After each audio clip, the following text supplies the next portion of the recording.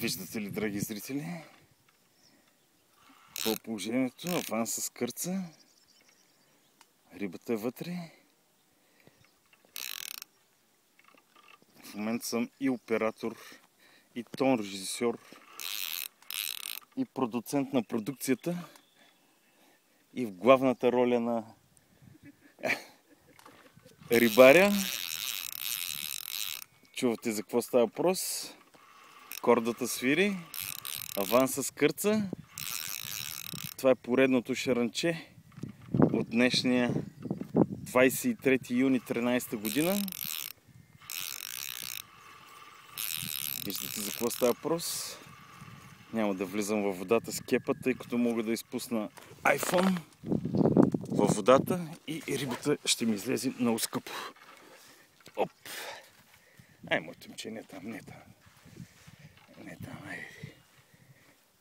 Айде, насам ела малко, че там ще оплетеш другата върица.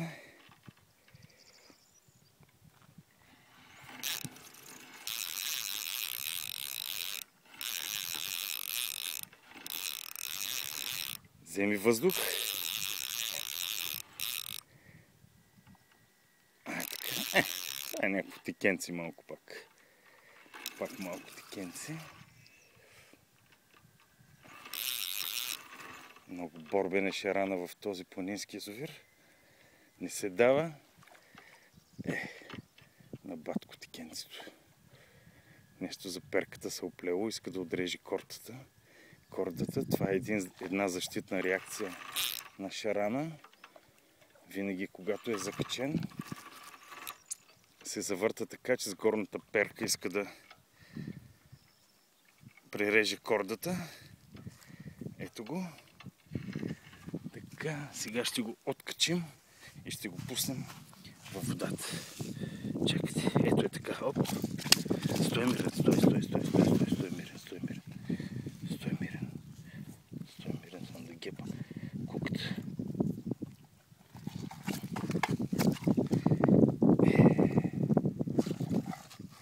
Май няма да стане с едната ръка. Много е трудно.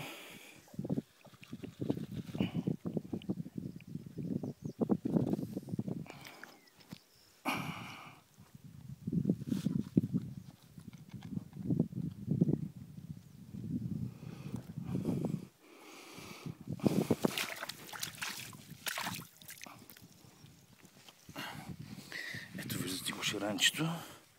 Така го взимаме и го пускаме обратно в водата да си плува. Ето го, довиждане, до следващия път.